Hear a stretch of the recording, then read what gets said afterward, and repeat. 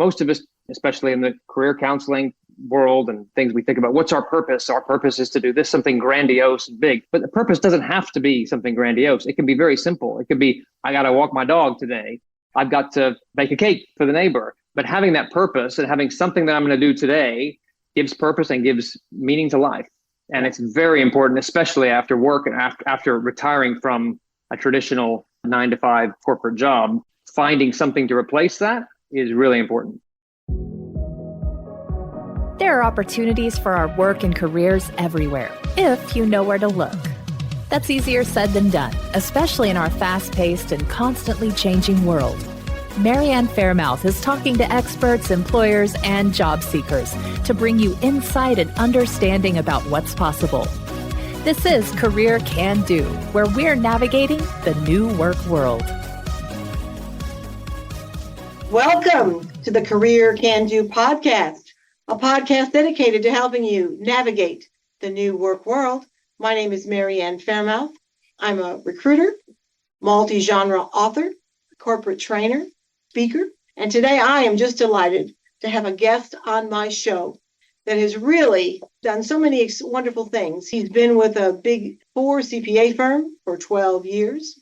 He's written a book, but he's recently taken a journey that has really allowed him to gain so much valuable information and learn lessons that I think would be very helpful to people in the new work world. And I wanted to have him on the show today because I think what he gleaned from his trip and from his journey is really, really important information that all of us can digest and learn from and implement in our daily lives to become the best version of who we are, which allows us to make even a greater contribution to the new work world. So without further ado, after that incredibly long introduction, help me welcome Chris Saye. Chris, say hello to everybody. Hi, I'm Ann. Pleasure to be here.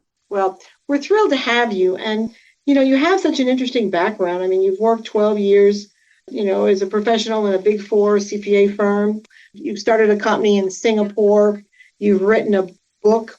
You've done so many wonderful things. But what I was just, among all these wonderful things you've done, what I was so impressed with was the trip that you took to the Blue Zones and the information you gleaned from it. So can you tell us how you ended up doing that and a little bit about that trip? Yeah, of course. So it's probably first worth defining what the Blue Zones are, because some people hear of the Blue Zones and say, I've heard a little bit about that. Some people have never heard of them. So the Blue Zones were identified as longevity hotspots by a National Geographic explorer about 10 years ago as places that have a high concentration of people who live to be 100 or more. So this was scientifically backed and studied. And a book was written about it about 10 years ago. My wife had read the book. We were both interested in wellness. And we were at a point of transition in our lives where our youngest son had just graduated from high school. And we said, let's do something unusual and let's go visit these places. Let's take a year and go and travel. I was still able to work remotely. And we traveled to these locations. Quick, I'll tell you where they are, because that's what most people ask is, where are these places? And this is the order we visited them in as well. So it was in the island of Okinawa in Japan. The second is the Nicoya Peninsula in Costa Rica. The third is the island of Sardinia in Italy. The fourth is the island of Ikaria in the northern Aegean Sea as part of Greece. So it's near to Turkey. Then the fifth one, which was a bit of an add-on, in my opinion, to the story, or to the book that was written, is Loma Linda, California in the U.S. And I think that was added to so the book could become more relatable to Americans. So we took a year and traveled to these places. And we spent about 2 months in the places, not in the U.S. The U.S. one we had visited previously, actually. But we visited these places and spent anywhere from a month to 2 months in these locations, really living with people, not just there as tourists, but we really wanted to get to know the place and get to know people and really see if what we'd learned from reading the book was the same as what we picked up in terms of living there and experiencing it. So it was just really a wonderful year of traveling. That's wonderful. Well, in the Blue Room, we talked about the 3 important points that have been historically documented that have come out of the Blue Zones. And I think these 3 points you mentioned are really important for all of us to know about, because living our best life, living a long life, I think is something we all want to do. But the big question is, how do we do that? So the three things we talked about in the Blue Room were, the first one you said was God. The second one you said was being, as in beans.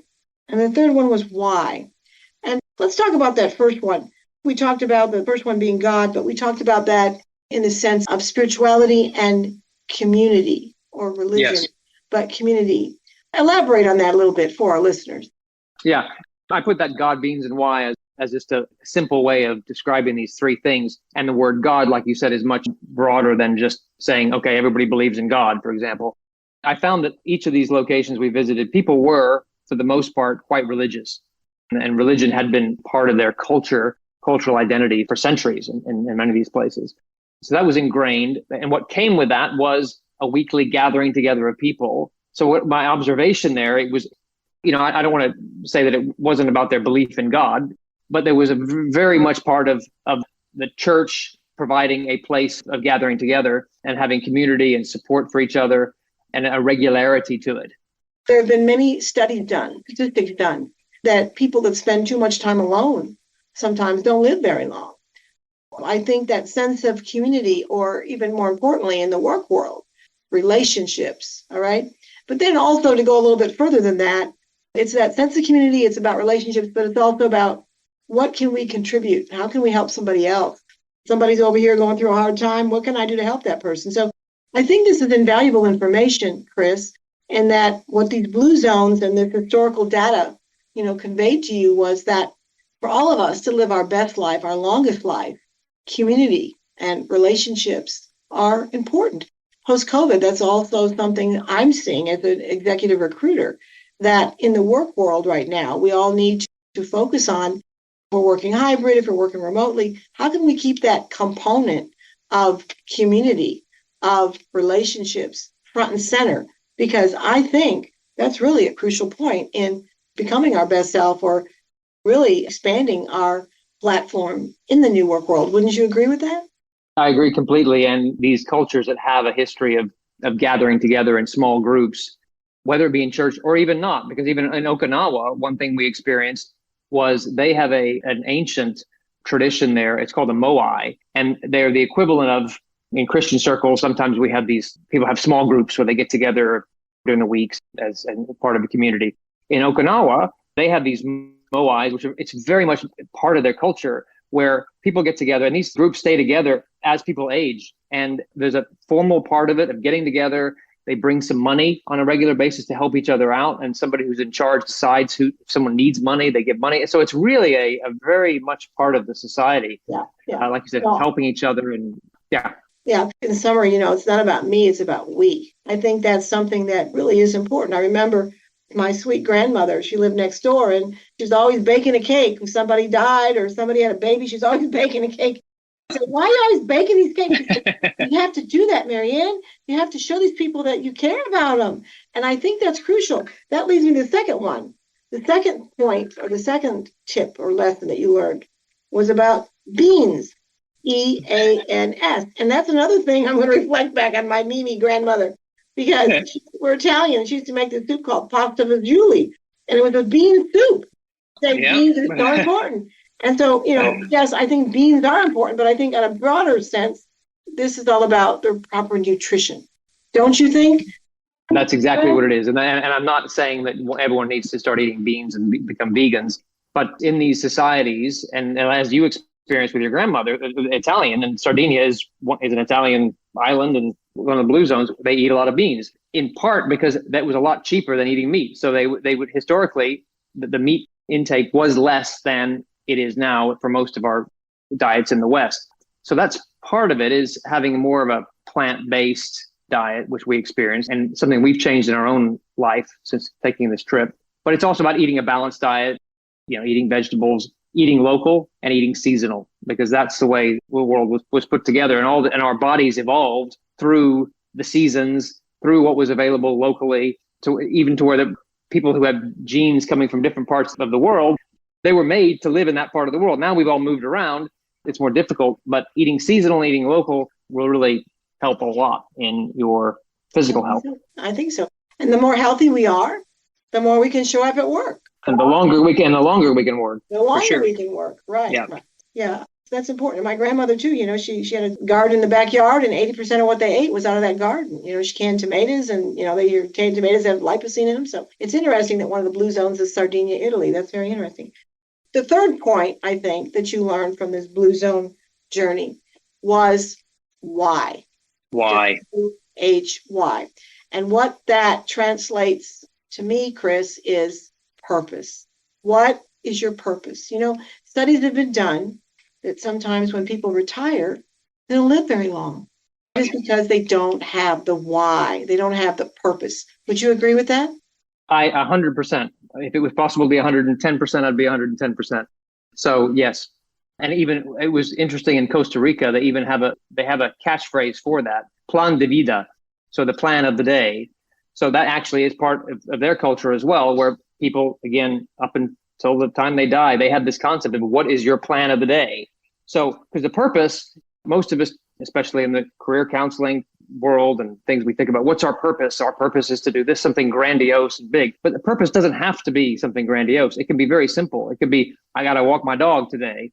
I've got to bake a cake for the neighbor. But having that purpose and having something that I'm going to do today gives purpose and gives meaning to life.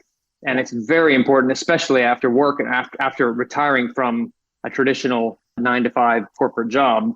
Finding something to replace that is really important. I agree. Well, I think that, this information is invaluable information. The more we can focus on becoming our best self and our most healthy self and our most mindful self, the more of a contribution we can make to the new work world, because it is new and it is different. You've written a book called Fly in 2021, based on these travels. And if somebody wants to find this book, Chris, where can they pick it up? So it's available on Amazon. Just search up Fly by Chris Saye, and assume my name will be in the notes here. It's easy to find on Amazon, and it's available in hard copy or Kindle. And it's pretty much what we just talked about today. It's about these travels, about what you've learned from them, and it's essentially offering the information to the readers to help them have a better quality of life. Is that right? Yeah, I do go quite personal, and it's based around the blue zones and everything we learned, my wife and I learned in the blue zones. And then it was really set up to talk about how I, even from a career perspective, worked on the transition from how becoming an empty nester really impacted me from a career standpoint, and where my wife and I were going to live and live out the rest of our lives as healthily as possible. Now, I've got to put Sardinia on my bucket list for sure. Definitely. Definitely. I've been to Italy. I've been to many places in Italy, but I haven't been, and I'm thinking Sardinia is probably in the south part of Italy. Is that right? Well, it's an island. It's on the west side. So the main part of Italy you always think of is a boot. It's off to the west. You can get a ferry out there. We took a ferry from Barcelona, actually, to get to it. If I could tell you one story, because it relates to work, that was probably one of my most impactful stories that I had it was in Sardinia. I went to a coffee shop that was owned by a family that had set a world record, and they had a Guinness Book of World Record. And I talk about this in the book, the greatest number of siblings living as long as, they had 800 and something years between them. They were like 9 siblings. They lived all this time. And one of the remaining siblings was still alive and had this bar. And they, even the local community, they call it the longevity bar as a nickname, because it's been in this family of people who live so long. We went to this bar to see if we could meet the owner. He wasn't there, but his son was behind the bar. It was a Sunday morning. So I said, "Oh, is your dad here?" He said, "No, he's at church." So again, back to my first point. And then I said, "Well, tell me what does your dad say? What's the secret to living a long life?" And he didn't even miss a beat. He said hard work. And he'd been living in that town. He'd been working the fields. He now had his bar. And that guy had employment until the day he'll die, because he has that bar. He can come in, even if he's polishing a glass or something like that. He's got purpose. He's got community in that bar. He ticks all the boxes. Yeah. So that was really impactful for me in my life. What a beautiful story. No, hard work. I think purpose is, and that's getting, back into the new work world, being in alignment with a purpose you have that really gives you joy, making sure you're eating correctly and having that sense of community, having some kind of spiritual base or practice that you find is in alignment with who you are and what you believe. So it's been wonderful to have you on the show today. And if we had to leave the listeners with 2 tips about what you would present to them as far as living a long life or becoming your best self in the new work world, what would they be? Yeah. I've thought about that, and two things. Number one, answer the question, what do I want? Which is often very hard to answer because we have so many other stimulus, our partners, our work, or whatever it is. But what do I actually want? And then think about how you're going to get it. The second thing, and even ties in with this book, is never stop learning. So it could be about whatever, but that's for mental health, that's for improving your effectiveness on the job, but never stop learning. So those are the two things that come to mind initially as 2 pointers for living a great life. Certainly the travels that we take and the trips we take, and this going to the Blue Zones was certainly a learning experience. And I'm sure it did really make your life even more enjoyable, fulfilling, and expanded your platform of who you are as a human being. All right. Well, it's been wonderful to have Chris Saye on Career Can Do. My name is Ann Faremouth. Please download us. We're on for free on all major podcast platforms. This is Career Can Do, and we'll see you all next time. Bye-bye. Thank you, Chris. Thank you. We thank you for tuning in to our Career Can Do podcast. We make no guarantees on results for your particular quest, but we hope you enjoy the information presented. Thank you.